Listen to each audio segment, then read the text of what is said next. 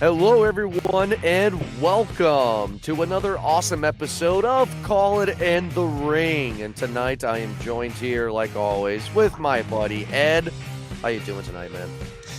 I'm good, brother. You know, we got to watch the granddaddy of them all, and my girl, my favorite, most beautiful woman in the world, Alexa Bliss, hosted WrestleMania, and with the snap of her fingers, overturned a racist tirade.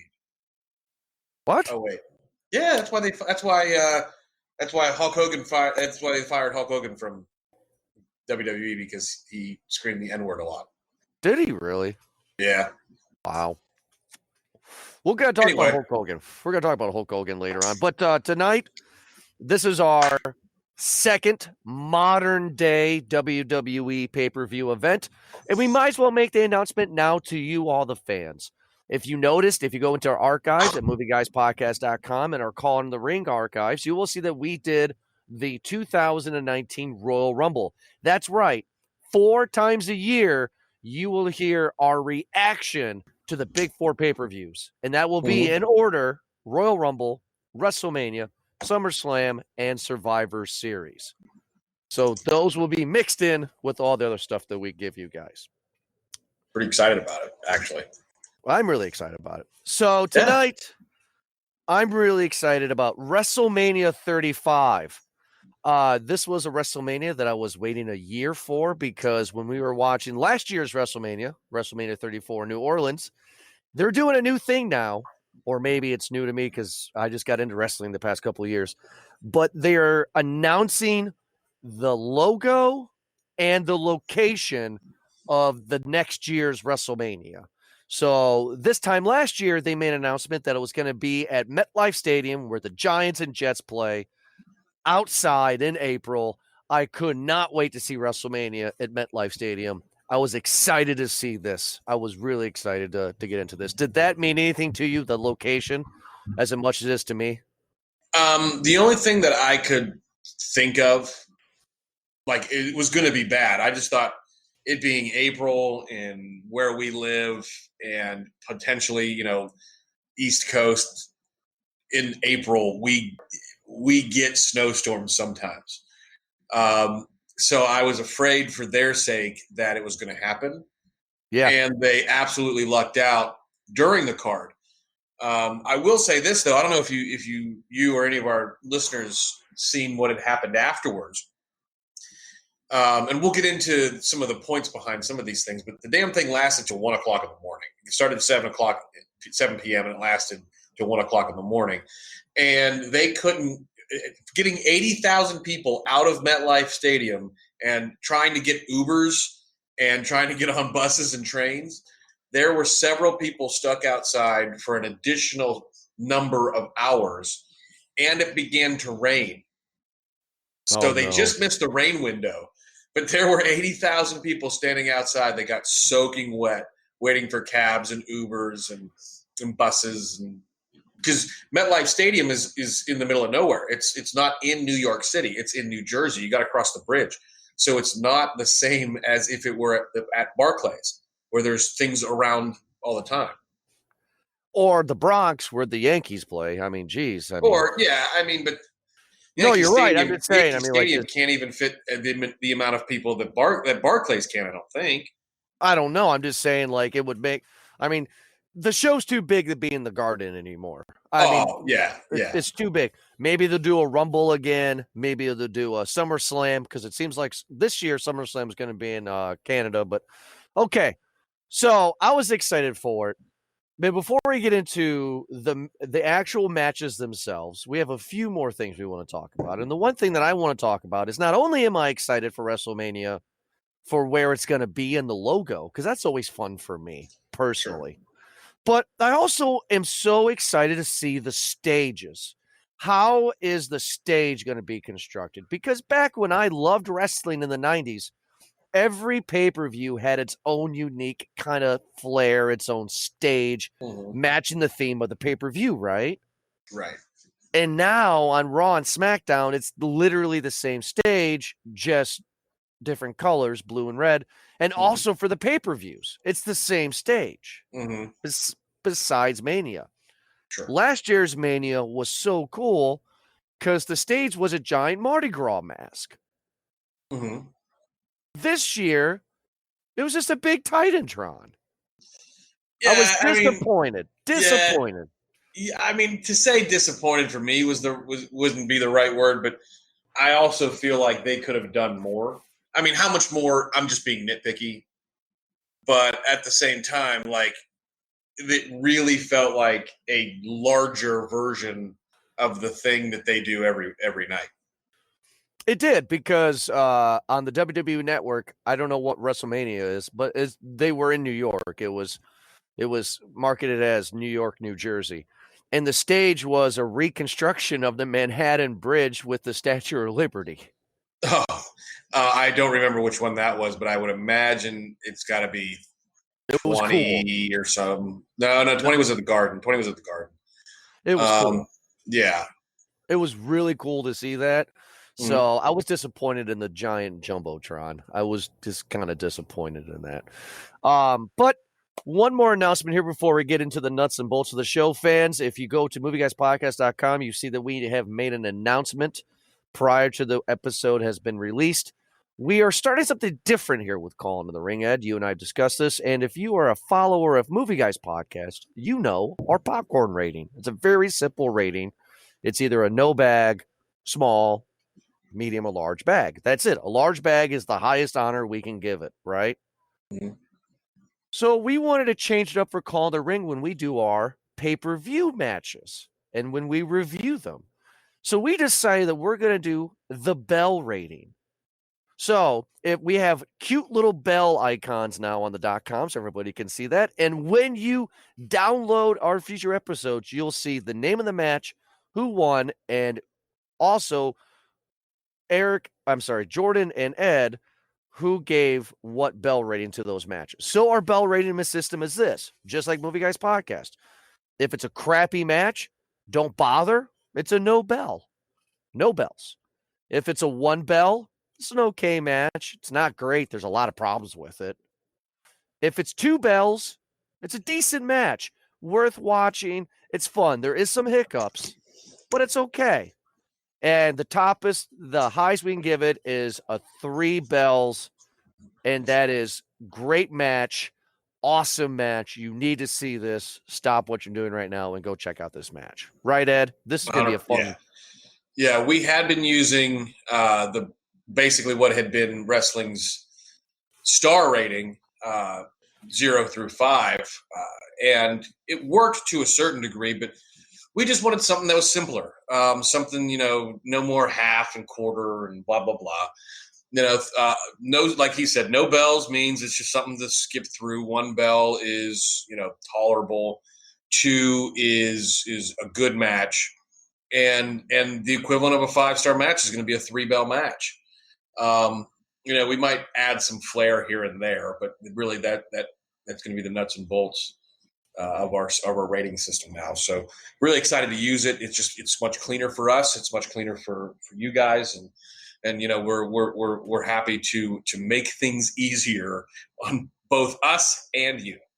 Yes, easy for us and easy for you on the ears, right? We got to make it easy. So let's get into WrestleMania 35.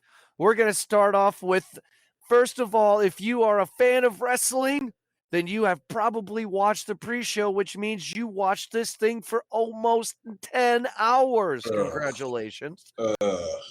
Wow. Ed and I are fans of wrestling, but I personally have never watched a pre-show. I think pre-shows are ridiculous. Ed, did you check out any of these 4 pre-show matches? I watched all of them, not because I necessarily wanted to, but the brilliance of the marketing department of WWE, there was literally nothing else on TV to watch. My Cleveland Indians had finished their game, or excuse me, they were off. No, they played. I'm sorry, and I could have watched another baseball game on TV, but I really didn't care. I had a WrestleMania watch party at my house, and several friends come over.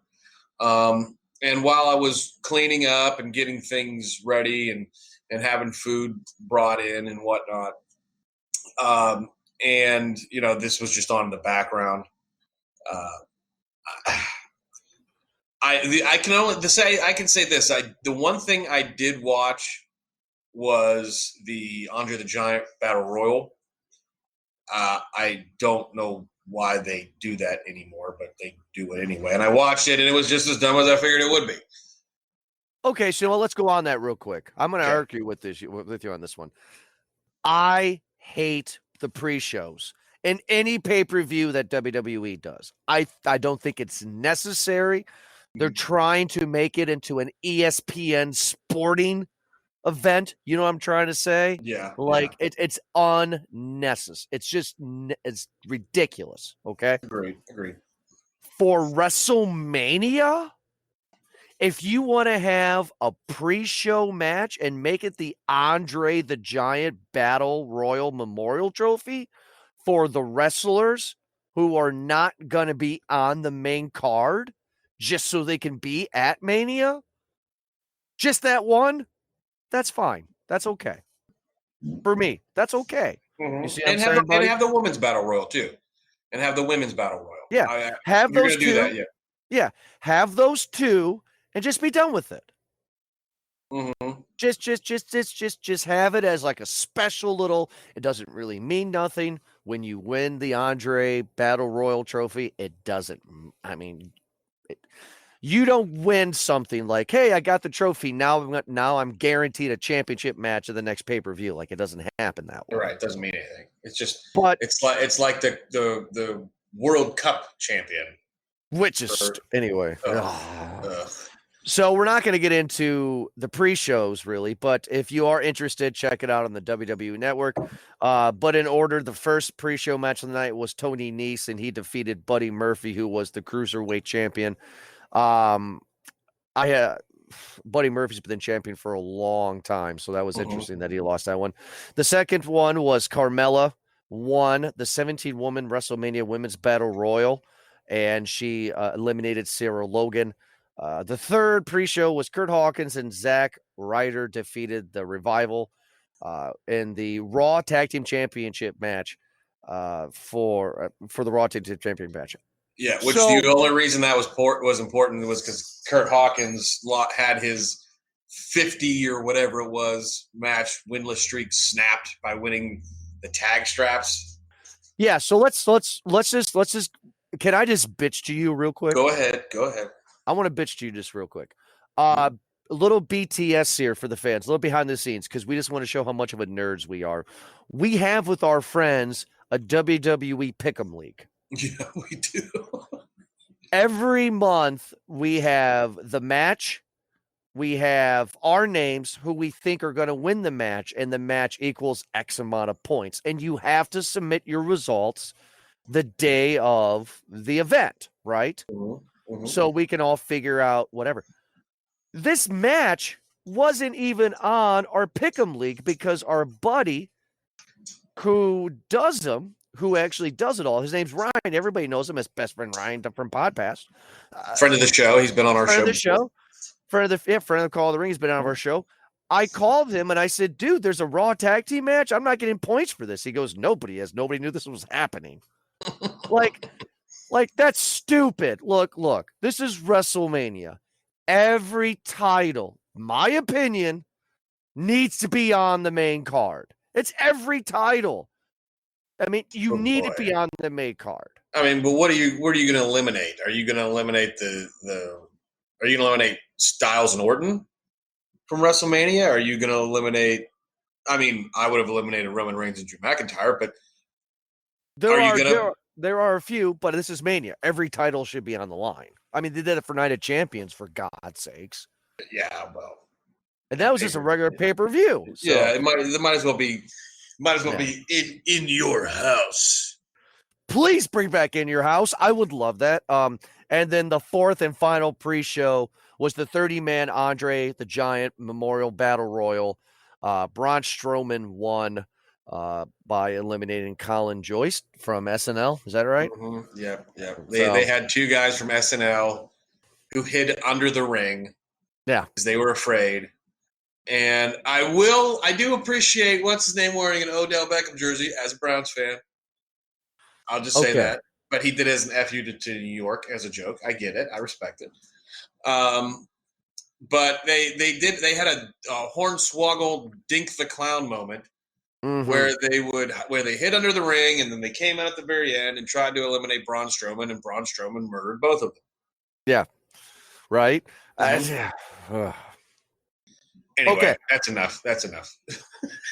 Okay, so before we get into the main card here with all the shit that's going to go down, I don't know if we're ever going to actually have a full episode about him, Ed, but Braun Strowman real quick, okay?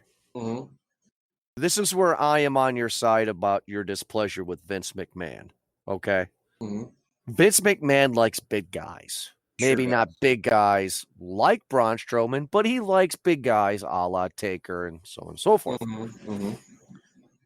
Braun Strowman's become a joke to me. Ugh. He's a joke. He is no better than Kurt Hawkins and Zack Ryder. And the guy that has kids, what's his name? Heath Slater. Heath Slater. I got kids. That is what Braun Strowman is. He's a fun wrestler. He was going for a Universal title run against Brock Lesnar for a long time. They never put a title on him. It is a damn shame. Damn shame. Mm-hmm. He's just cannon fodder. He is the modern day Hornswoggle. That's what he is. He's the new Umaga. Oh, interesting. Okay. And here's why. I mean, I love the character. I think he's actually I follow him on social media. I think he's funny. I mean, I don't know him personally, but when you get a little bit of a peer into these guys' personal lives, you see just like he does shit that I grew up, or he does stuff that I grew up doing, right? And when he came in as part of the Wyatt family, it was like when they had the Wyatt family be the big heel stable at the time, you were like, uh-oh, like how are they going to beat this guy? And then they made him the big bad that nobody could beat until they needed to. And that's what Umaga became, especially once Vince McMahon sort of took back over. It wasn't the corporation, but it was the next generation thereof. Right. And and every time Vince McMahon needed help or had to call a guy, it would be Umaga, and Umaga would beat whomever it was, like anybody and everybody, until they were going to give him a title shot. And then he would lose the title, and then he would lose the title match. Right, because Vince McMahon would bitch and complain about it. So let's pretend for a second that wrestling is not staged, right? Sure. Brock Lesnar, big motherfucker. Okay, let's just throw biased out the window. He can twist our heads around 6 times over, right? Me and you. Theoretically speaking, yes. This motherfucker is a motherfucker. He's a giant, yes. He's going against Seth Rollins. But if somebody would tell me Braun Strowman against Brock Lesnar, well, Braun Strowman looks like the guy who could take on Brock fucking Lesnar. Yeah. You give him the guy that's like our size with no muscle, just beer bellies and shame, but the same size. Sure. We'll get destroyed. So anyway, all right, that's the pre-show. Let's get into the main card. It opens up with America the Beautiful, and Alexa Bliss comes out. Oh, Little Miss Bliss. I love her. And from Columbus, Ohio. And if you watched Raw last night, pre this recording, which is Tuesday night, then you would know that she is now wrestling again. And she was wrestling against Bayley. So she's back. Sure. Which I'm happy about. Mm-hmm. She comes out, and then she snaps her fingers, and here comes Hulk Hogan. Hulk Hogan is making me fucking mad. And I'll explain why for 2 reasons. All right. Reason number 1. He keeps on telling the same goddamn joke for the past 3-4 years about how he fucked up and calling one of the arenas the Silverdome. Mm-hmm. He keeps on saying that, and I don't know why. Let it go. It's over. Number 2, he fucked up again, and he called it the MetLife Arena. He did. And that was not not on purpose. He legitimately fucked up again. He did.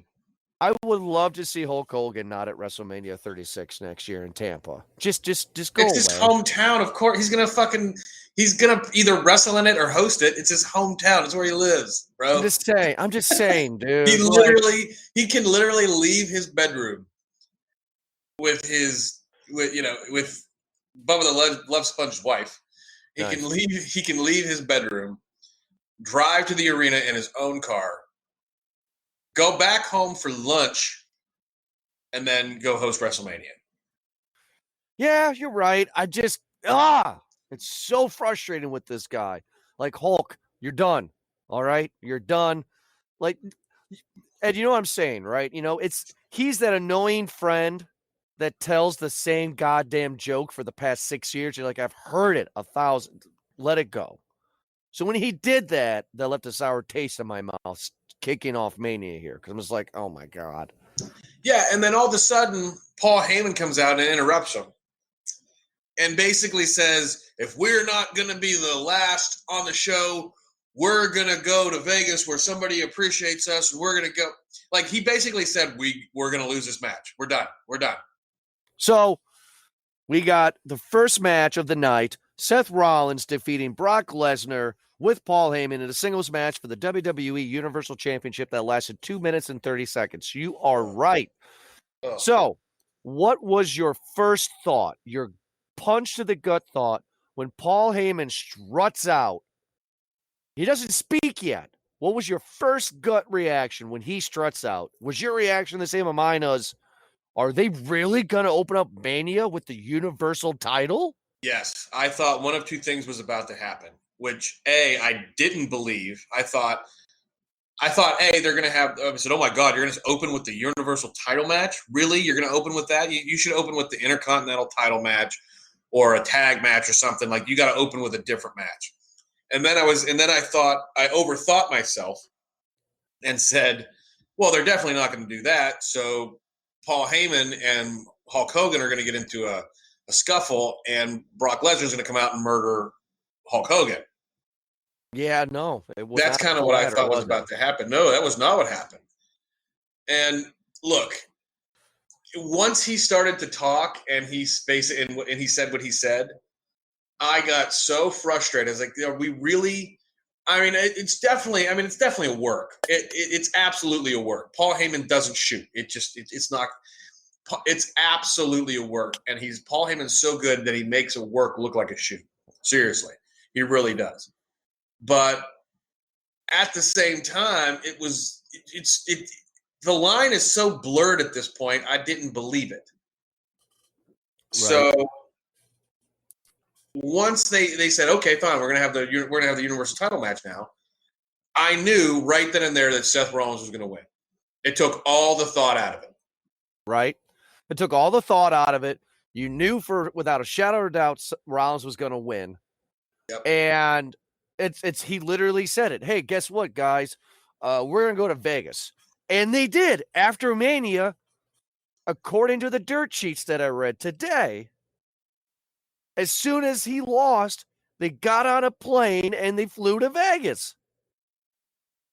I mean, we all know that Brock Lesnar, at this point in his professional life, feels as though he's above the thing that made him the most famous.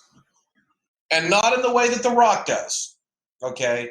The Rock has always given thanks to wrestling and even was in Paige's movie, right?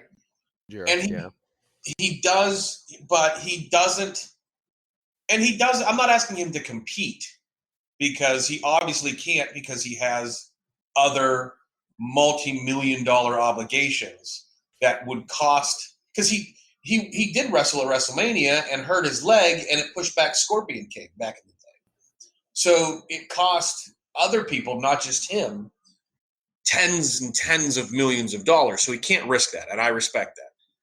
All I'm asking the dude to do is show up at fucking WrestleMania. And not be in the first match. Because I guarantee you, he fucking said to Vince, I'm losing? Yeah, man. You're fucking... Yep. you're done. Seth Rollins is gonna win the strap. Okay, fine. Then fuck you, and I'm first. I guarantee you that's what happened. And the only reason why I say that is because on the WWE Network, they have WrestleMania 34 last year of all the behind the scenes stuff. And after Lesnar beat the living fuck out of Roman Reigns, he walked into the gorilla room back there where Vince was, and he threw the Universal title at him, and Vince stood up and called him an asshole.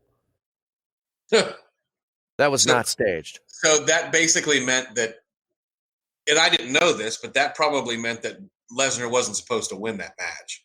Lesnar was not supposed to. I mean, he remember there's a no blood rule, and fucking Roman Reigns last year was bleeding like a stuffed pig because he elbowed him in the fucking face multiple times. Yeah. So, but talk about being elbowed to the face. Seth Rollins comes out. The match kicks off. No, it doesn't kick off because we got 5 minutes of a fucking brutal beatdown. And my wife, who is not a fan of wrestling, looks at me and says, "Oh my God, this is not fun to watch." It's not. I mean, and you saw Seth Rollins' back. It was torn to shreds. Finally. Something fucked up. I don't know where he hit, but he hit something wrong. Or it wasn't supposed to have happened. No, not like that. Finally, after this beatdown outside the ring, Lesnar throws Rollins inside the ring. Bell rings. They have a little scuffle, a couple of suplexes here, and then finally we get 3 curb stomps from Rollins, and he becomes the new Red Brand Universal Champion. Ed, how many bells are you going to give this match? No bells. Yeah, I'm not even going to disagree with you on this. This is terrible. This is one of the things about wrestling that I thoroughly enjoy to debate. And most answers to this question I'm about to ask are usually pretty easily discovered. I don't know if this match was a work or a shoot. Seriously, that's the thing I love about professional wrestling is most of the times you don't know. Excuse me. Most of the time you can tell it's all a work, right? But the whole thing with them being first, everything you've just said about WrestleMania 34, and then basically Brock Lesnar literally he was molesting Seth Rollins. Raping him. He was basically telling the world, I could destroy this human being if I wanted to. And then he lets him back in the ring. They ring the bell, and then Brock Lesnar basically, for all intents and purposes, falls on his back after 2.5 minutes. So the first 5 minutes of the destruction, I thought was like, okay, here we go. And then after it all finished off, I'm like, man, oh man, I don't know if this is a work or a shoot. I can't tell. I think it's a bit of both. I think it was Lesnar being pissed off because Lesnar feels that his dick is bigger than anybody else's, and he can do whatever the fuck he wants. And who he has to blame for that is not himself, but it is Vince McMahon, because Vince McMahon has been sucking Brock Lesnar's dick since 2002. Mm-hmm. So it was annoying. But what if I go a little controversial? What if I say I give this one a 3 bells? Now I agree with you that this is a no bell. So for the record, this is a no bell. Okay. Mm-hmm. But what if I say to you, a wrestling term there, what if this is a 3 bells? Because we'll never get this shitty kind of match again with Brock Lesnar because he's done. Well, he was done last year, wasn't he, for 3 weeks? Yeah, well, I'm just saying, he's done. We're finally going to turn on Raw, and we're going to see the Universal Champion. We're finally going to turn on Raw, and we're going to see the Universal Champion do something that Brock Lesnar, I don't think, knows how to do yet. Speak! So it's like, I am agreeing with you. It is official. This is a no-bell match, 100%. But what if it's a 3-bell match? Just because we're not going to get this shit. If for no other reason than because he's never coming back. We don't know he's never coming back. We don't know that. We don't know that officially. The day he comes back is the day I'm going to shit on the TV. I'm just going to shit. So, speaking of shit, we're going to fight The next match of the night is AJ Styles, and he defeated Randy Orton in a singles match that lasted for 16 minutes and 20 seconds. AJ Styles was good, like he always is. Yes. I feel that AJ Styles' flame is starting to trickle out a little bit with the WWE Universe. Which is very unfortunate because he's literally probably one of the best wrestlers in the whole company. It's starting to trickle with me a little bit. Randy Orton was absolutely dog shit in this match. The two could not complement each other at all.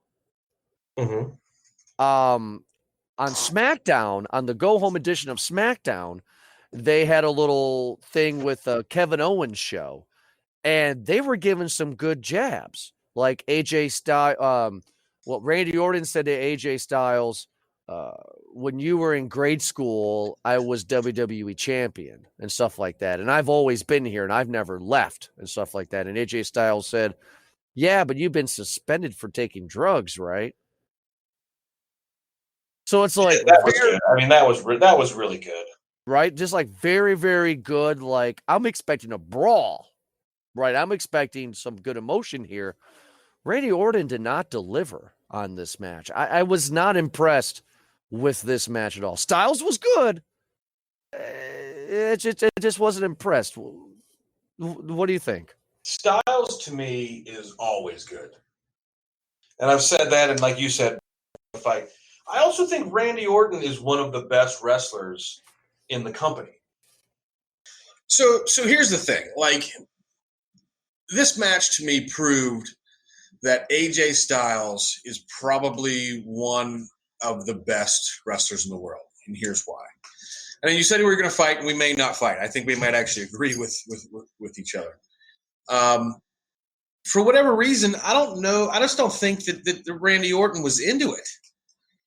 But he's one of the best wrestlers in the company, not in the world, but in the company. But because he wasn't into the match, I feel like AJ Styles has proven that regardless of event, regardless of card, regardless of where he's at on the card or the magnitude of the match, he's always going to give you 100%. So with that being said, because AJ Styles was so good, this is a one-bell match for me.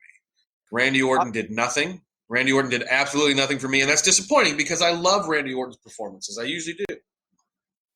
Well, okay.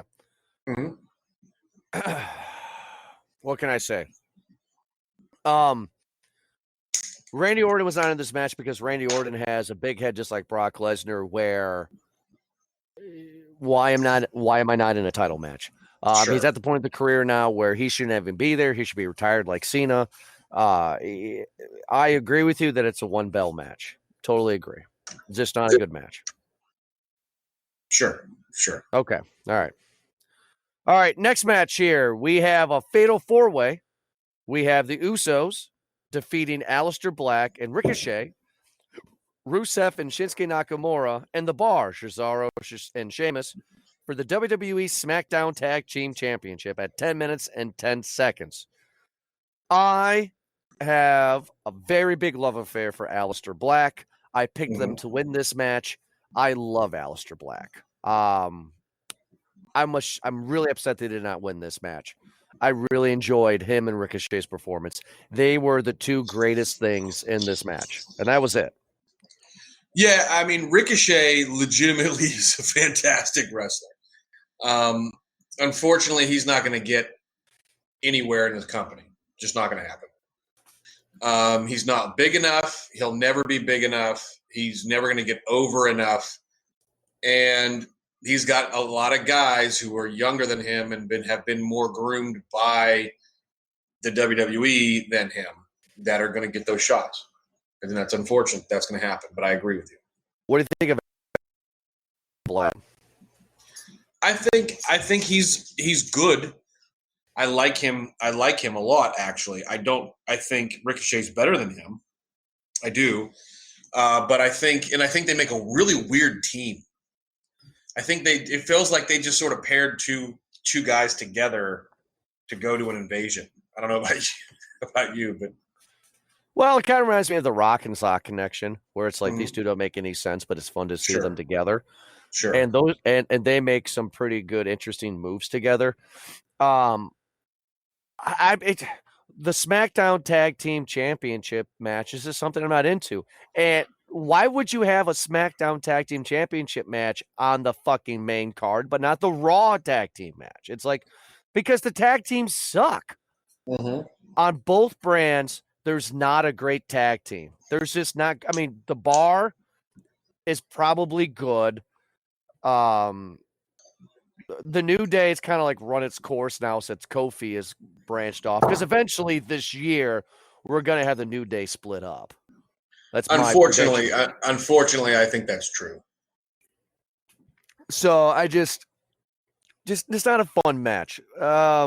One bell for me. Just not a very good match. So far, WrestleMania is really, really taking a shit for me right now. Yeah, I mean, I'm not even going to give it one bell. I mean, if we were back at the old star rating, I would have given it like a star and a half. But now you've got to step your game up. If you want to get a bell and call it in the ring verse, you got to step your freaking game up, okay? And this match to me is no bells, none whatsoever. The finish, I felt like this was. I know wrestling is choreographed, but this match felt like it was way too scripted. Like you could just see everything happening as it was happening. Yeah, I agree. And the Usos finally coming back at the end to take it home and to win it. Like I absolutely like it was bullshit. No bells. Right now, WrestleMania sucks. But what makes it fun is the next match with Shane McMahon defeating The Miz in a bullshit win and a false count anywhere match for 15 minutes and 30 seconds. Yep. This is the match that starts to get me into Mania, Ed. They had a great storyline building up to it from Mania. From the Rumble. Let's just talk about this really fast. The Miz kind of was out of sorts. He was begging for Shane to be his tag team partner. They become tag team champions at Mania, defeating the Bar. And then at Fastlane, Miz fucks up and loses or whatever. In a couple of pay-per-views leading up to Mania, Miz fucks up and loses. They actually bring Miz's real father into this storyline. And we all saw it coming, but that's okay. Shane turns on Miz for fucking up again. And Shane's anger is everybody's trying to ride his coattails because of who he is. So now he's going to do what he wants to do. Yeah. I like this story angle with Miz and Shane. I don't know why. It's not the greatest storyline. It's been done before, but it's fun. It's really cool to see Shane go after his father. So now at Mania, we get a false count anywhere match. Miz and Shane are going at it, and Miz's father goes into the ring. They should have rehearsed that a little better. Well, now, okay. Well, see, now, okay. Now, I can only judge this off of me, right? If I'm Miz's father and I'm in a ring surrounded by 80,000 people in New York, I would be shitting myself. I would have been shitting my pants. And I think he did when Miz knocked him out, right? Shane. Shane. Yeah. First of all, like you didn't take. You're not like as somebody who wears glasses, myself.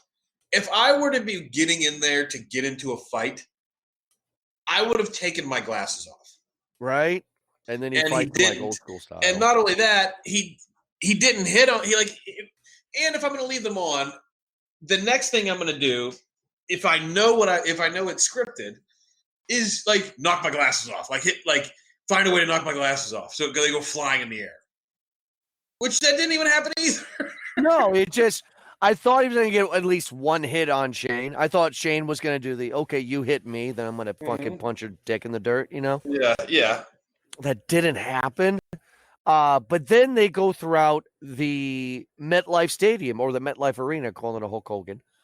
And they go up into these rafter. I don't know, like these steel, like rafter kind of things where they have they're camera TV bays. That's where the camera bays was. That's where the cameras were.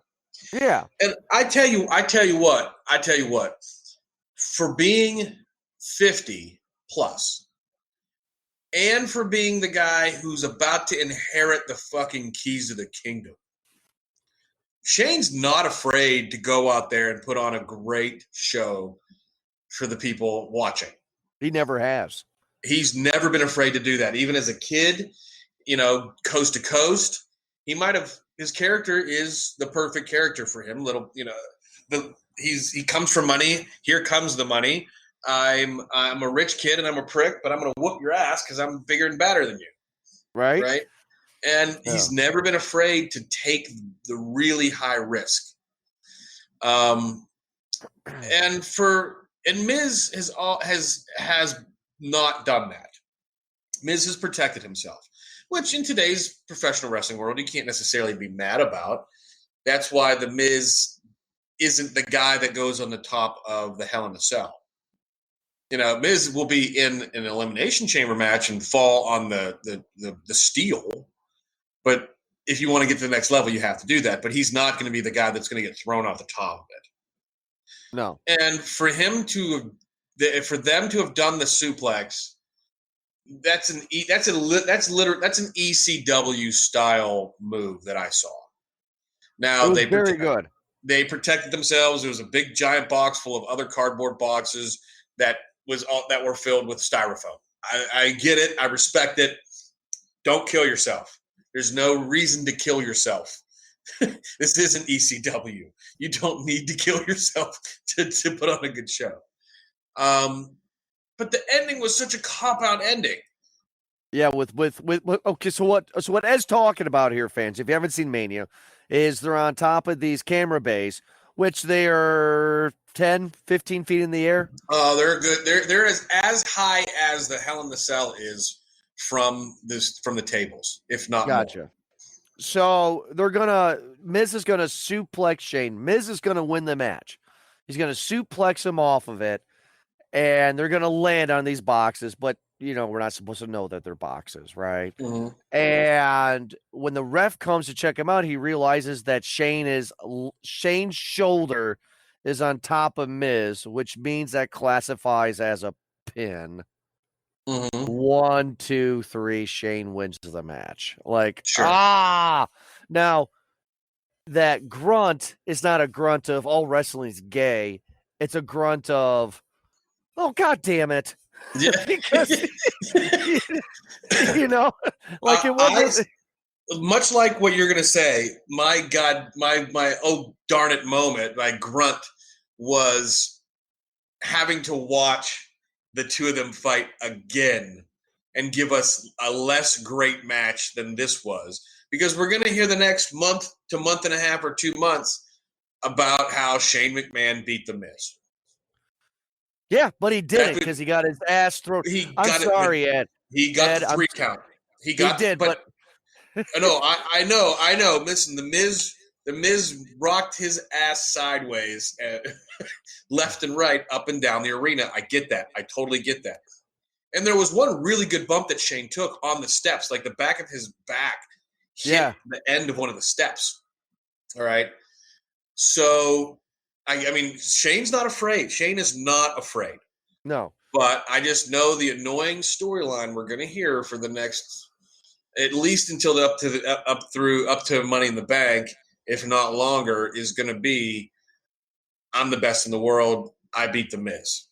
Which is so bullshit because if you and I were in a fight and I suplexed you fucking 15 feet off of a gurney to a floor.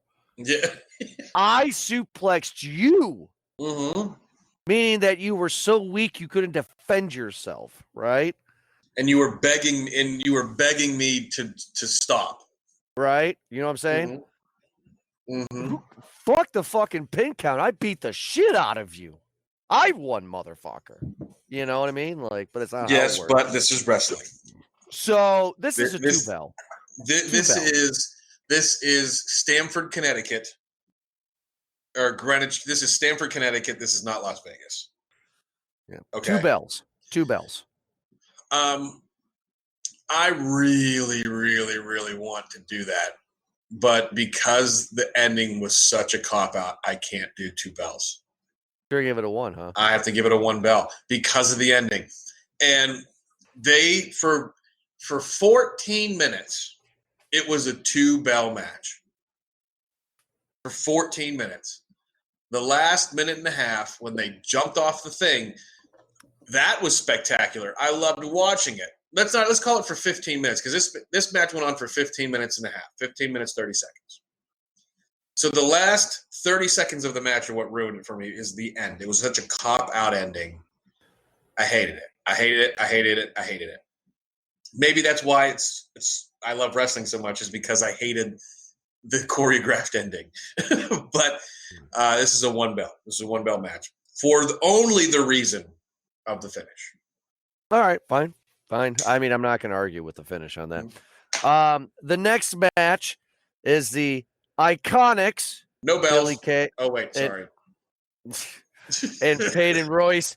They defeated the Boston Hug Connection, which is Bayley and Sasha Banks, who are currently the WWE Tag Team Women's Championship, against Nia Jax, Tamina, and Beth Phoenix and Natalya. So this match lasted for 10 minutes and 45 seconds. Our discussion is probably not going to last that long. No. So let me give you all my grievances about the match, and they're literally all the grievances I have about the wrestlers, not about the match. Beth Phoenix is old school in the sense that there's not a whole lot of fun. And this is going to sound awful when I say this, and it's going to sound extremely misogynist, but I don't mean it this way. Old school women wrestlers don't have any fundamentals in professional wrestling. They could probably all beat the ever-loving piss out of me in real life. I would not want to get into a fight with any of them. But when it comes to watching their in-ring performances, there's just no fundamentals. Natalya, same thing. Natalya has no fundamentals. She over anticipates what's about to happen, or she, like Sasha, forgets what's about to happen and has to be reminded. I'm not a fan of Nia Jax. Tamina's the same way as Beth Phoenix. Sasha Banks she stumbles in the ring. She looks pretty when she's doing it. And I mean, like, she flows, but there's moments where she stops and forgets what's about to happen and has to be reminded. Or she goes to make a move that somebody else is about to do something else to her. So, like, her and Natalya stumble in the ring because they fucking forget what's going to happen. Bayley is the only good wrestler in this whole match. And she's not even that great, but she's the best of the 8. She is the best shit out of the shit sandwich. I didn't say shit. Shit. Okay. She's good. She is good. She's not getting the push she deserves, but she's good. Of the 8, let me rephrase this. She's probably the 3rd best female professional wrestler in the company. Now, obviously, Charlotte and Becky Lynch are the 2 best. And that puts Bayley like 30th in the company. But she's the only one that really, really knows what's going on at any given moment. At least that's the way I see it. Okay. The Iconics, they're I hate to say this. They're Instagram models who became professional wrestlers. That's not really what they are, but that's just who they are. Really, because Billy Kay is the most annoying sounding, frivolous shrew bitch I've ever heard in my life. You are politically correct. I'm not. I hate the fucking Iconics. I hate Billy Ray, the dark hair one. Yeah, it's Billy. She's annoying. I mean, they are absolutely beautiful, and I don't mean this to be misogynist. Billy is not. But all right. I mean, she's better looking than any woman who's ever agreed to sleep with you. I mean, yeah, but she's not, though. That isn't meant to be a shot at anybody. I'm just saying, like she's there. Billy Kay and Peyton Royce are Instagram models who became professional wrestlers. That's not the order it happened, but that's what they look like. They just don't do anything for me in the ring. This match is a no bell. I don't even really want to talk about it anymore. I didn't care about it. I did not care whatsoever. This match should have been in the pre-show. So that way we wouldn't have had to have watched it. All right. So I'm not going to disagree. It was a no bell. I fucking hate the Iconics. They are gonna make good heels for the month until they lose their titles at Money in the Bank. So sure. It'll be a fun heelish. We're better than everybody's thing. So the next match is a match that I know that you're excited to talk about. It is the WWE Championship in the middle of the card at WrestleMania. Kofi Kingston defeats Daniel Bryan for the WWE Championship, or the I don't know what you want to call Daniel Bryan's championship. It's Kofi Kingston beats Captain Planet. There you go. The match lasted for 23 minutes and 45 seconds. You texted me during this match, and you said this was the best match of the night. That's not what I said. That is not what I said. What I said was this was the first 5-star match, or excuse me, the best match in WWE in 30 years. This was good. This was good. We knew going in that Kofi was going to win. We assumed, you and I both assumed, and we had hoped as fans, and I picked Kofi Kingston in our pick'em league. But let's be real. I think Kofi Kingston makes a better champion than Daniel Bryan. Better than Daniel Bryan, or better than the new Daniel Bryan? Better than the new Daniel Bryan. Let me rephrase. Daniel Bryan as the underdog face was great. Okay. And who doesn't love the David versus Goliath thing? But when David becomes Goliath, it doesn't make sense to me, and it doesn't work for me. That character is it's absolutely ridiculous. Okay, it's fickle. It's dumb. It's fickle. It's dumb. I'm using Daniel Bryan's words. I know it is. I know you are. Daniel Bryan is not even my intellectual equivalent. Okay. Okay. So let's call it what it is here. Okay. But Daniel Bryan in the ring is really, really, really, really, really good. Okay. I underestimate his ability most of the time. I forget how good he is. But I'm just so happy for Kofi, man. Like I'm so happy as a WWE fan that we finally have a face champion that we can get behind. And when they take it away from him, we can have somebody to hate. So I'm going to ask you something. Mm-hmm. And I'm not doing this to be mean.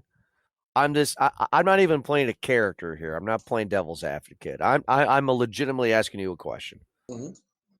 So in Toledo, Ohio, 2 days after Valentine's Day, we got SmackDown Live, and we had a gauntlet match. And in that match was supposed to be Mustafa Ali. Mustafa Ali got injured, so then they replaced him with Kofi Kingston. Mm-hmm. I knew about Kofi Kingston because of New Day. He was a part of New Day. He was never anything in the 2 years of wrestling was anything that was thought about to become a champion. He was just a part of New Day. So he's there to fill in an injured guy's spot. And in Toledo, Ohio, he goes the distance in the gauntlet match, loses at the end, but he goes a full hour. And that's what makes people fall in love with him? That's my question. Because he goes I don't understand it. Like, I'm not saying that it's wrong. I'm not saying I don't like Kofi Kingston because of everything that has happened in this past 3-4 months. I'm just saying that's why, because at Toledo, because when my wife and I were there watching SmackDown, that's where this whole Kofi Mania thing started, with him going the distance and the gauntlet match. Mm-hmm. Why? Why do people care? Because this guy who nobody really pays attention to? Is that why? He is our new Daniel Bryan? Is that why? Because a year ago, he wasn't even at Mania. They hosted it. Out of Bootios. Bootios. Didn't they host it or no? They were not wrestling. So that's just I could have swore they hosted. But anyway, look. Why? I mean, I'm not saying Kofi is a great wrestler. But they just picked a guy. That's exactly what happened. They picked a guy. And that guy happened to be somebody that the fans could get behind. And they did. Kofi Kingston, for whatever reason, happened to be in the right place at the right time. It could have been anyone. Go ahead. No, I'm interrupting you for a reason. Was this a part of the creative decision when they were writing down the storylines and everything? Was this supposed to be Mustafa Ali's moment? And since he got injured, they put Kofi in it? Was this supposed to be Mustafa? That's a good question that I don't have the answer to. That's an interesting question because did they sit down in creative and say, okay, we're going to have Mustafa Ali come in and blah, blah, blah, blah. And everything that we have seen with Kofi so far leading up to this moment, was this all supposed to be Mustafa? But because he got injured, they threw Kofi in it just to see what would happen. Well, as you know from other wrestling shows and having watched wrestling, the show must go on and the show will go on. So maybe they wrote the story and they loved the story, and the guy that they picked for it got hurt, so they had to pick somebody else that was somewhat similar. People love an underdog story because everybody, let me retract, majority of people whose parents do not pay their way for college, like some people who go to crew, when they're not in, when they don't know how to row, always are the underdog. That's why Stone Cold Steve Austin was so popular. And that's why in this year we will talk about our Stone Cold Steve Austin show, how he wasn't a great wrestler, but what he stood for is what made people love him. And that's what made people love Daniel Bryan, just minus the middle fingers and the beer drinking. And that's now what Kofi is. Kofi is just the guy who we are every day. So it was a fun match. It was a good match. I'm glad that there was no interference. I'm glad that these guys had a legitimate, decent, good match. I was at the edge of my seat because I was really hoping that Kofi's going to get this because I'm tired of the new Daniel Bryan. But I did enjoy it. This is definitely deserving of 3 bells, and I'm assuming you're going to say the same exact thing. Absolutely, this is 3 bells. At the beginning of the match, they gave away the ending, though. I will say that.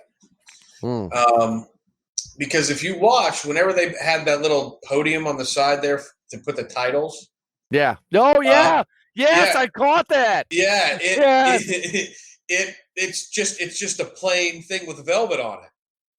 Yeah. I mean, it was the outline of the title. They had the title there, and I was like, he's gonna win. Thank God he's gonna win. I saw that too. Yeah. I thought maybe it was just a stand, but they gave it away. You're right. I completely forgot about that, but you're right. I remember I was looking over my wife, and I was like, Kofi's gonna win. And she's like, how do you know this for sure? I was like, they have the old black WWE title underneath that thing right there. And I had to pause and rewind for her to see it. I was like, it's right there. So it's right there. It was clearly visible. They gave it away. But that doesn't mean the match wasn't great. This match was really great.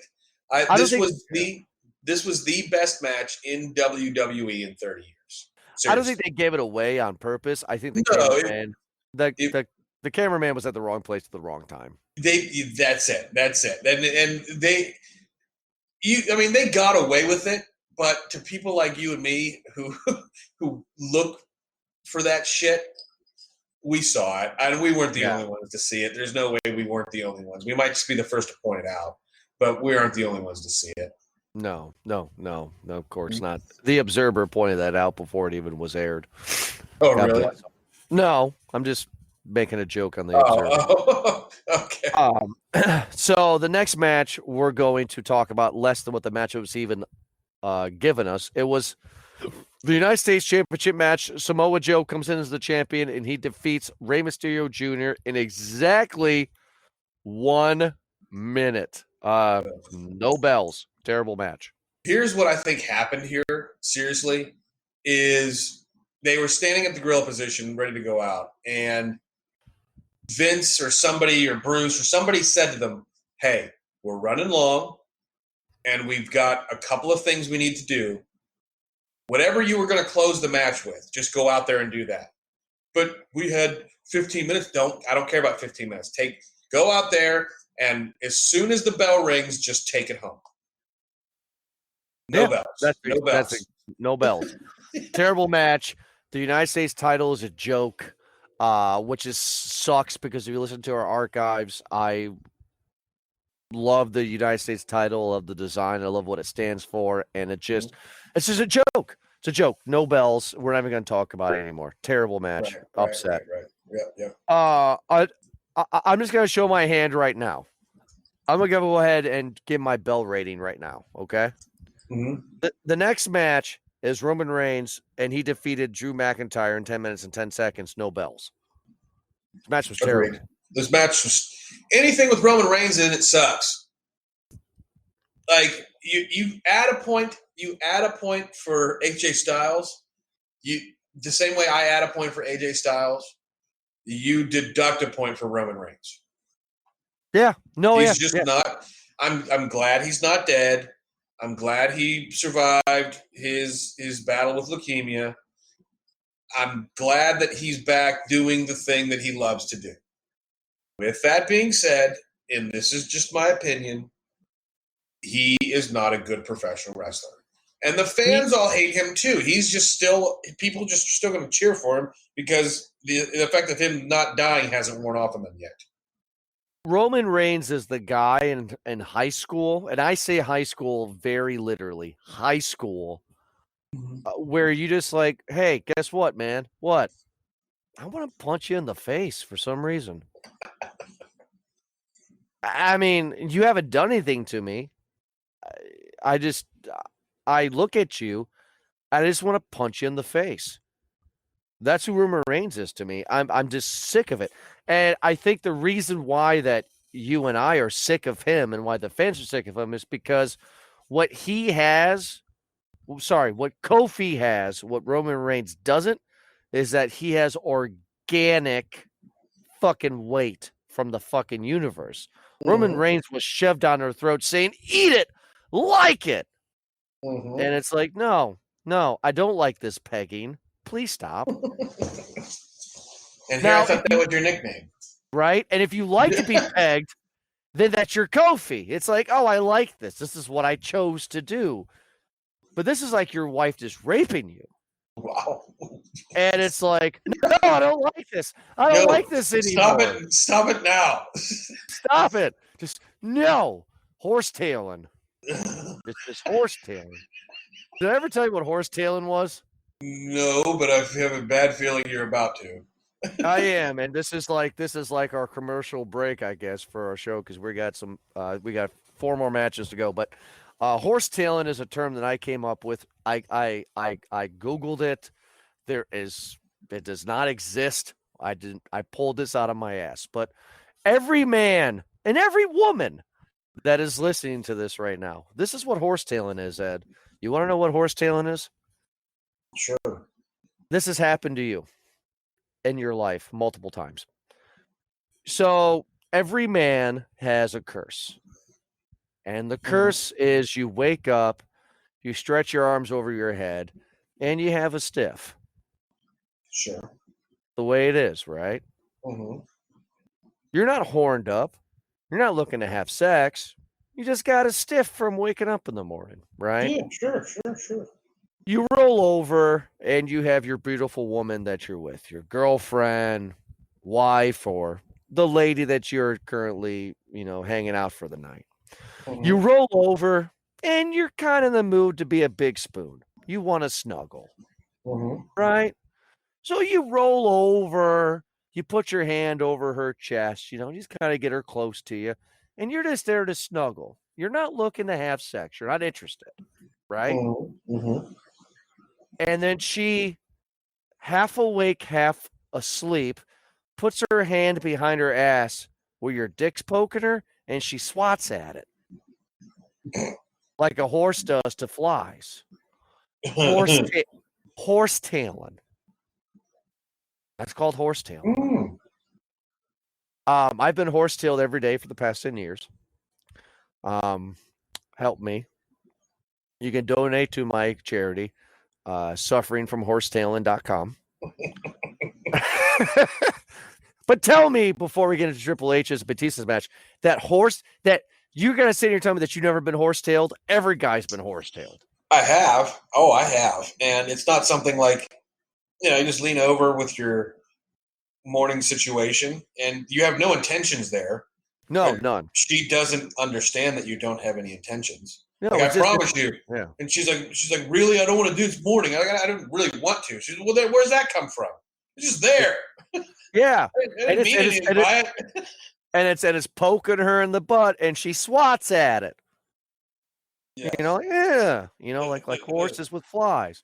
That's funny. That's funny. That's pretty funny. Horsetailing. Let's talk about what also is funny. Let's talk about Triple H and Batista's match. So I love Stone Cold Steve Austin, right? Sure. And after he was injured, I had to fall in love with another wrestler. And that wrestler became Triple H. Mm-hmm. I really liked Triple H, right? Okay. I don't know why. I just liked him, I don't know why. So like whoever you want. Seeing him become shit just makes me sad. And I did not watch wrestling when Batista was around. So I never got a chance to actually know how Batista wrestled. I knew of a Batista bomb, but that's as far as my knowledge of Batista went. My knowledge more comes from Movie Guys podcast with Batista. Okay. These two reminds me of two men going to be 50, and they can't give up the fact that they're going to be 50, so they're going to do a match. Batista comes out in these Range Rover black SUVs. He's walking to the stage. He trips over his own feet because he hasn't wrestled in years. Mm-hmm. And Triple H comes out, and I always know that it's a WrestleMania staple that Triple H comes out with a fantastic, extravaganza entrance, right? Sure, yeah. That's like the WrestleMania. That's like the WrestleMania thing you can assume. He does a Mad Max terrible 1990s CG in the Jumbotron, and it's like, dude, Mad Max was like fucking 4 years ago. I love Mad Max; it's great, but 4 years too late, motherfucker. Mm-hmm. And this is why it's funny. Batista has a nose ring. Yep. Triple H grabs pliers because it's a no holds barred match, and he rips out. Oh, that was such a botch. Everybody's arguing that the botch finish at the end of the triple threat match, that wasn't a botch. That is what that is. That was a fucking botch when they fucked that up, because it was obvious. Like, they couldn't figure out which camera not to go to when Batista rolled out of the ring, grabbing his face and pulled out his own fucking nose ring. Right. And I don't know where they came up with the other one. I mean, whether Triple H had it in his giant cast of a hand or whatever the fuck he had, or in his tights. Ooh. Or somewhere he had the ring somewhere. Was it the same color? Because Batista's was purple. Was that purple? No, it was gold. No, it was gold. It was the same color. It was the same color. It was the same color. It's the same color. Okay. It's like the point in a cartoon where something's going to jump out because that particular part of the cartoon is a brighter color. Right.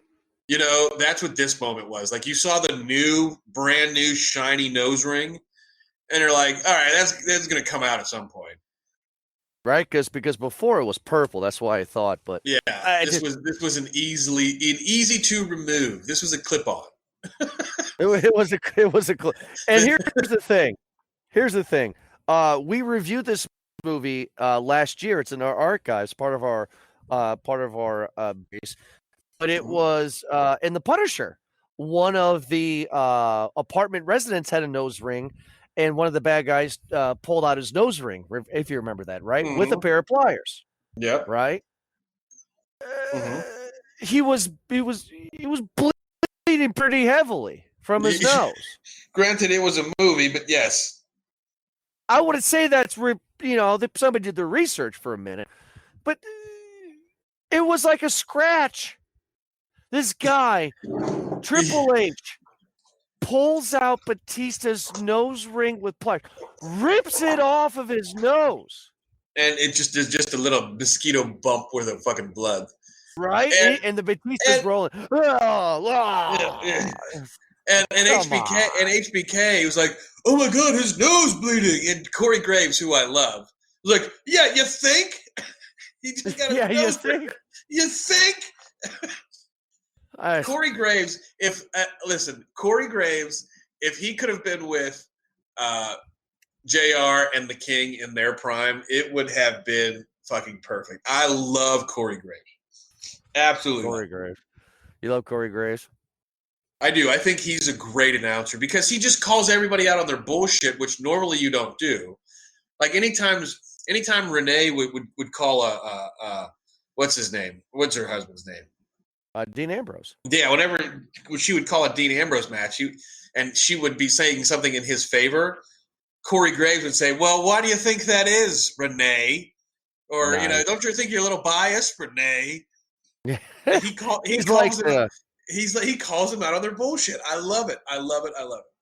Corey Graves is like this generation's King, and Michael Cole is like this generation's JR. Mm-hmm. Michael Cole is like the straight shooter, Yeah, Michael Cole is the play-by-play guy. Yeah. And Corey's the color guy, which I appreciate.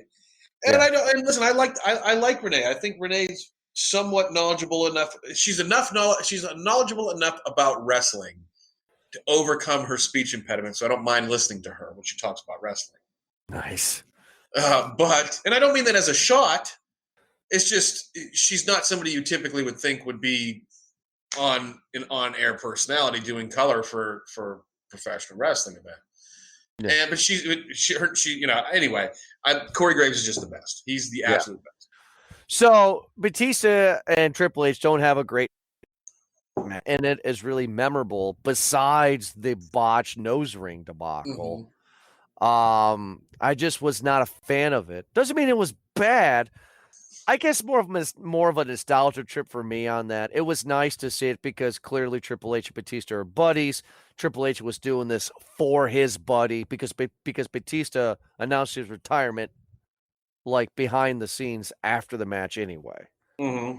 So it was just what it was. And if Triple H lost the match, then Triple H would have to retire in ring action. You know what? I give it 2 bells. It was fun enough, to bring back the old school stuff. It was fun enough. Yeah, so 2 bells. It was fine. I think their match at Vengeance 2005 was better. And it was the same match. I mean, it was a Hell in a Cell versus a no-holds-barred match. Yeah, same match without the cage. Yeah, but it's very similar. I think that match was better than this one. For me, I mean, they're just too old to wrestle, both of them. Seriously. This is a 1 bell for me. A 1 bell? Yeah. I just 2 bells for me, 1 bell for you. That's fine. Mm-hmm. I can't argue that with you. Like, I can't sit here and get really pissed at you for that because that's a legitimate good point. It's just, I am waiting for the WrestleMania where Triple H decides not to wrestle. Like, that'll be nice. Yes. But that won't happen for 5, 6, 7 years. So before we get into Kurt Angle and Baron Corbin, we get excited. Our panties drop because Elias comes out and wows us with his performance. Yep. And all of a sudden, 2004, John Cena walks out. I thought he was from Boston. I thought the motherfucker's from Boston, and he was offended when CM Punk said that he was the Yankees, and he comes out wearing Yankee shit. And they have a Babe Ruth montage. And I'm like, what the fuck is this? Like, is this going to be like, is Bray Wyatt coming back? Like, and then, like, it was, is this going to be The Undertaker's moment? Like, The Undertaker is not supposed to be here, which happened the next night. Like, think about that. Mm-hmm. And it didn't happen at WrestleMania. It happened the next fucking night, which was a bigger surprise. Don't get me wrong. But you get the doctor of thugonomics, John Cena, who's less funny now all of a sudden. And it's just extremely and wildly inappropriate to watch a 45-year-old man wear his hat like that. But seriously. He's from Boston, and he has it's like, it's not serious. It's he's from Stamford, Connecticut. He's from Connecticut. But it's like me saying, like I've said all my life, the Browns are ridiculous. Fuck the Browns. And all of a sudden I show up wearing Browns gear. It's like, what? F you, because the Browns are going to win the AFC this year. We're not talking football, but F you is exactly what he did to Elias. Mm-hmm. He even said it. I'm going to bring back the F you. Like, so stupid. So stupid. So stupid. Let's talk about something else. Let's talk about something else that's stupid. Let's talk about Baron Corbin versus Kurt Angle. So, I had in our Pick'em League, it was going to be John Cena beating Kurt Angle. And Ryan, who was a friend of the show, who was in charge of the Pick'em League, said, John Cena? And I said, yeah, this is my reasoning. I thought, because they said John Cena was going to be there, I thought that Baron Corbin was going to come out, and then Cena was going to do something, and it was going to be Cena versus Angle, because in 2002 on SmackDown, Kurt Angle wrestled Cena in his first ever match. So Kurt Angle gave birth to Cena's career. Cena's going to end Angle's career. That's what I thought they were going to do, and that's what they should have done. Because Baron Corbin's just ridiculously stupid.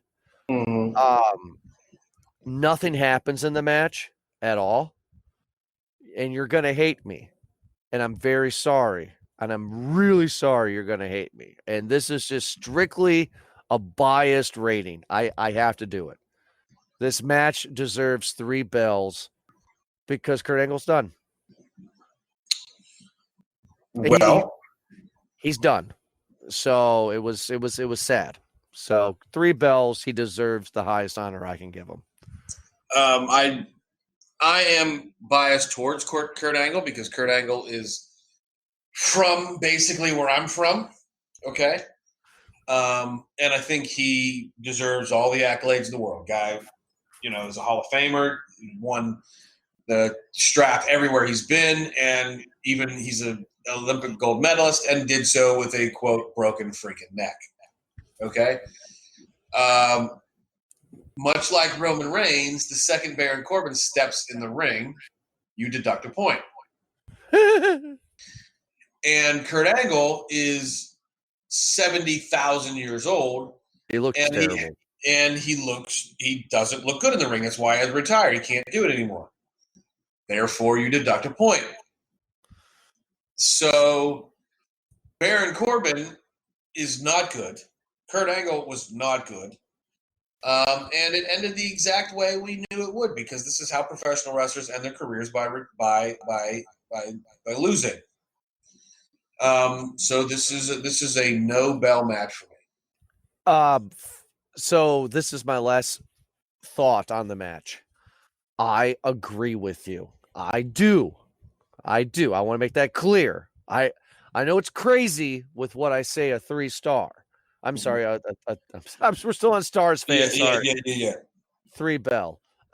I know it's crazy, but I mean, Kurt Angle just holds a special place in my heart, and I just have to. Baron Corbin is terrible. The match was bad. Kurt Angle didn't look good. It was just bad wrestling all the way Right? Not something that was good. I 100% agree with you, but I just have to give it to him just because I have to give it to him. He's just Kurt motherfucking Angle. I may disagree with your. I disagree with your review, but I agree with why you did it. So I'm not going to argue. The next match is my boy, the Demon Finn Balor, going against Bobby Lashley for the Intercontinental Championship. We knew that Finn Balor, as the Demon, was going to win this because Finn Balor, the man, has lost matches, but the Demon never has. Mm-hmm. Can I tell you a story about how I even became known about Finn Balor? Sure. And how my wife's panties are absolutely soaked every time. That's the only reason why. My wife's only reasoning for watching wrestling with me is because of Finn Balor. Her panties are just. She sits on the couch and watches. I sit in my chair, and all of a sudden, I just smell it. Oh God! It's like fuck. She is in love with him. Finn Balor, out of every celebrity in the world, Finn Balor is her gimme, you know. Okay. But anyway, the reason why I even know about Finn Balor is because I got into wrestling and I thought I would play a wrestling game. This is my first month of getting into wrestling in 2016. So a buddy at work let me borrow WWE 2K17. And I have an Xbox One, so he had one, so he gave me it. And I'm just playing these matches, having fun, you know. And then all of a sudden, I am Stone Cold Steve Austin, and I'm at SummerSlam, and I'm going against a guy named Finn Balor, the Demon. Like, who the fuck is this guy? I know who this guy was.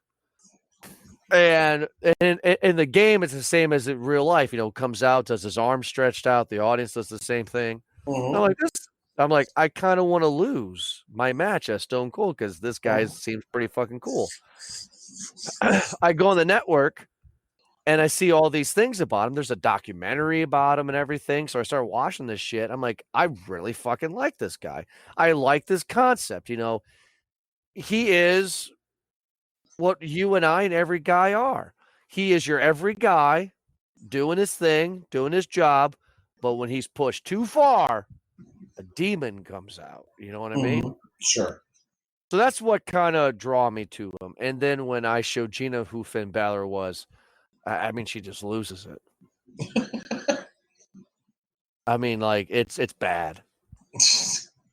So that's my history. Dog comes around, won't leave her alone.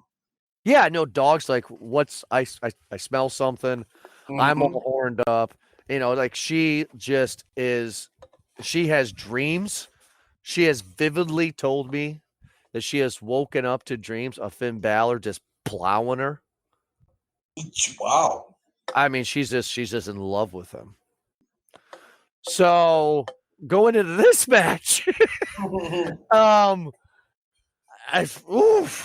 So, all right. So we've gone on for over an hour and a half, and I've had quite a few Bud Lights here, and I bought them from inside the cellar.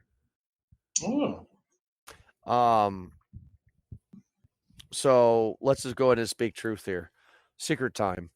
I fucking hate Bobby Lashley. He sucks.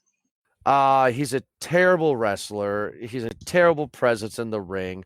Yeah, he's fucking built. Yeah, he can kick my ass, blah, blah, blah, blah, blah. But here I am safe behind a computer reviewing you while you're out there getting your ass kicked. Leo Rush is better than he is. And I hate Leo Rush. Wow. I have despised this Finn Balor Bobby Lashley feud for the past few months. I just despised it. I was not happy with this feud. What about you? Did you care? Were you happy about this feud? I did not care at all. I agree with you. Bobby Lashley sucks. Everything about Bobby Lashley sucks. And everything about Finn Balor is awesome. Compared to Bobby Lashley, yes. I mean, compared to Bobby Lashley, I would be good in the ring. But, right? But he sucks. He sucks. He really sucks. The worst thing in the world we could ever get is Roman Reigns versus Bobby Lashley. Like, fuck you. That would be the worst thing we would ever get in the history of professional wrestling. Vince McMahon, we know that you're a big fan of the show. You're not. You don't even know we exist, and that's okay. If you ever put Bobby Lashley and Roman Reigns in a match together, I'm done. I quit. I quit. I'm done. Mm-hmm. I'll never buy a ticket again. Ugh.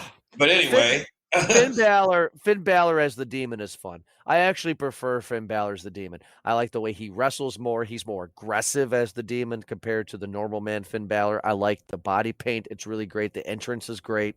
Finn Balor knows how to put on a show. And I thought he did a good job. Matches, though, unfortunately, I'm gonna have to do it. Matches, it's one bell. It was not a great match. Finn Balor was great in it, but what hurts him is the same thing as AJ Styles and Randy Orton. Right? Finn Balor is AJ Styles in this. Great wrestler, did a lot of great things. His opponent just couldn't hold a candle to him, and it just made him look bad. The one bell for me. Listen, I'm going to 100% agree with everything you just said. One bell, and the only reason it gets one bell is because Finn Balor was in it. Yeah. I mean, it was, and I know they had to do it for WrestleMania, but this was a waste of the Demon. This literally was. Interesting. Because, like, the rivalry didn't matter. The rivalry was stupid. They didn't do the rivalry good at all, and the match was 4 minutes long. Well, it wasn't. It was, well, yeah, it was 4 minutes and 5 seconds. Yeah, right. Yeah, it was, yeah. So, yeah, I mean, 1 star, and the only reason it gets that 1 star, not a 0, is because Finn Balor's in it, and Finn Balor is good. Right. All right, so now we get the climax, everybody. We get the money shot here. The last match of the night, the match that they have been hyping up for weeks. ESPN and all these other news media forums have said that this is going to be the first WrestleMania ever where the main event's going to be an all-women's triple threat match for the SmackDown and Raw Women's Championships. Mm-hmm. So I'm going to give you a little bit of BTS here, okay? Okay. I have to go to work in my personal life. I have to be at work at 6 o'clock in the morning. It's Sunday night. I'm going into Monday. Mm-hmm. It is midnight. Yeah. My daughter has a head cold. My wife has passed out 3 times. I almost fell asleep twice. And the Finn Balor match is over with. It's like 12:10. It's midnight, right? Mm-hmm. Mm-hmm. And we get 3 minutes. I counted it down on a stopwatch on my phone. We get 3 minutes of Charlotte Flair riding a fucking helicopter. And I have a beautiful, and I'm going to brag about it. I know some people's are bigger, but I have a beautiful 55-inch smart TV with surround sound bar, subwoofer. I'm in my lazy boy Barker lounger. I want to see this shit on the big screen. I'm so exhausted. I have to download the WWE Network on my phone and watch it on my 5-inch Google Pixel in bed because I am done. It is 12 o'clock. It's been going on since 7. Yes. Why did Vince McMahon think it was a great idea to have Charlotte Flair ride in a helicopter to the fucking stadium for 3 minutes? Because that's what Flair would have done. Ric Flair would have done. Ric Flair would have done that? Yeah, he would have done that. He was the jet riding or jet flying, limousine riding, kiss stealing, wheeling dealing son of a gun. He wasn't a helicopter riding, but yes. Were you annoyed? I was annoyed. Oh, I was so annoyed. It was so dumb, and it was obviously recorded in like 4 different segments. And 4 days before the event. Yeah. It's like, Jesus Christ. Yeah. So then, not only we get her coming out of the helicopter, which it was also edited weird, which brings up the movie guys thing. It's like it didn't flow good. Right. And then we get Joan Jett doing the entrance to Ronda Rousey. Yeah, I don't give a damn about my reputation, which was cool. That was cool. But I've also never liked it when they did that. But like when they did that for DX a couple of 20 some years ago, that was stupid then. But it is what it is. Yeah, they did it for Shinsuke last year at Mania when they had an orchestra or whatever play his shit. Yeah. So she comes out first, which back in my day, which I can't believe now. I never thought 10 years ago I would say back in my day, but I guess I am now. Yes, the champion was, well, you were that guy too, but you're the same age, motherfucker. Anyway, back in our day, the champion was always introduced last. I found that interesting. So then we had, so after Ronda comes out, we have Charlotte come out, and then Becky comes out. So as soon as Becky comes out, I'm in my bed. It's now 12:15. I have to go to work in 5 hours. Like I have to get up and go. Becky finally comes out, and they have a almost 30-minute. They have a 24, 25-minute match. The match I thought was very good. Ronda Rousey was the weakest out of the three. Oh, hands down. But I thought those three complemented each other very fucking well. I thought they did a good job. Well, I feel like, and I've said this 1,000 times, and I'll say it 1,000 more. Becky Lynch and Charlotte Flair are the two best wrestlers employed by WWE. They are. Ronda Rousey is absolutely one of the worst. Not because she's not a big name, but she's just not a good wrestler. She's not ready for this stage as a wrestler, not as a performer, as a wrestler, right? Sure. So she gets, and they did a good job of making sure she was out of the way for the most part. But when she's in there, she's really in Charlotte and Becky's way of putting on a perfect match. When you get the interaction with you, when you get the interaction between the two of them, you're like, "Oh, great! This is awesome. I'm loving every second between Becky and Charlotte." But everything else, everything between Becky and Ronda and Charlotte was just, it was just, oh God, it was just so bad. And they tried. They really tried. They really, really, really tried. But Ronda just cannot do it. She just cannot wrestle. All she can do is an arm bar. That's all she can do is an arm bar. Right. That's all she can do. That's all. And, and she can, again, she's another woman who, if she could break both of our arms simultaneously. Oh, kick her ass. Fucking destroy us. Oh, she would murder us. She would not horsetail us. She would not horsetail us at all. She would grab it and break it off. She would murder both of us. She would, if you and I both had guns. Yeah. And we're shooting at her, she would still find a way to beat us. Right? I mean, fuck yeah. She would. Yeah, let's be honest. Yeah, let's be honest. But as a professional wrestler, she's not good. So this match, and I hyped it myself, should have been the match to end all matches. But Ronda Rousey's absolutely terrible. And she takes away from the greatness that would have been and will eventually be Becky versus Ronda for the strap. Okay? So for that reason and that reason alone, this is a 2-bell match. I was going to say the same exact thing, dude. I was actually going to say the same exact thing. 2 bells for me. It was fun. I'm glad that this hype train since Royal Rumble has finally subdued. I'm glad that she is no longer faking her knee injury, and these women are just going at it. To add Charlotte Flair to it, I didn't think was necessary at the time, but now that I saw the match, I understand why. Because Vince is like, Ronda, you just can't wrestle. So I get it. I enjoyed it.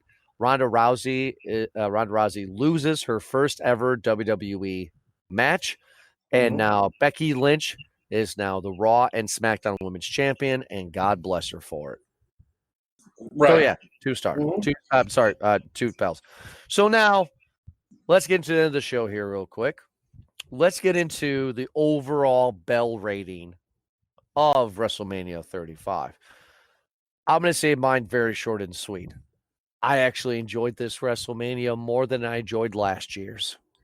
And I have to go back and watch last year's WrestleMania to actually look at it and give it a bell rating. Mm-hmm. But there were some good matches that I wanted to see. And there were some storylines that I wanted to see continue and storylines I wanted to see end. And I did not think it was a terrible WrestleMania. There have been worse. WrestleMania 11, as an example. So this WrestleMania was not bad, but it was a mediocre WrestleMania. I'm going to give this whole WrestleMania 35 event 2 bells. It was good. It was fun. Will I go back and watch it? Probably not. It was mediocre. It was good. It was fine. Ed, how many bells are you going to give WrestleMania 35? Well, here's the thing. All these matches, with one exception, I think I've given 1 or no stars to, with a couple of exceptions. Yeah, I'm just going to try to make it as short and sweet as possible and do everything exactly the opposite the way they did, because this thing lasted fucking forever. 15 matches. Way too fucking long. Way too long. It was like 12 hours long. Almost as long as this show. Oh, God. But this is a 1 bell WrestleMania for me. Interesting. 1 bell. Mm-hmm. Interesting. All right. Well, that concludes our show for WrestleMania 35 here for Call It In The Ring. I had such a great time talking about WrestleMania 35, fans. Thank you so much for definitely checking us out here on this one. In 2 weeks, Ed and I will be back for another Call It In The Ring episode. We will be having a debate, and we don't ever announce what our debates are going to be.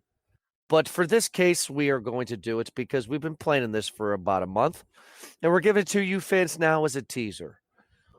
We're going to debate WrestleMania 10, WrestleMania 20, and WrestleMania 30 to just get into more of the WrestleMania hype train out of those 10 years and between those WrestleManias.